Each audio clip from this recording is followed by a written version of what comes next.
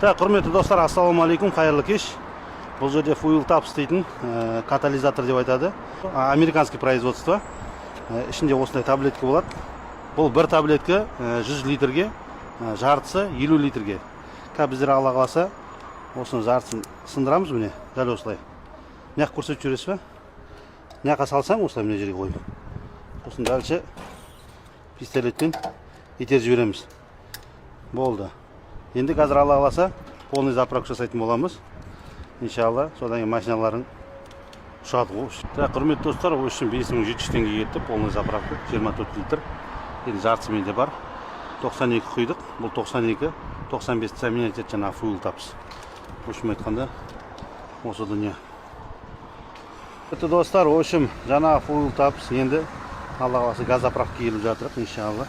Осындай кусок сындырып, жаңағы жартысын. Қазір осылай біруін итеріп жібердік көне.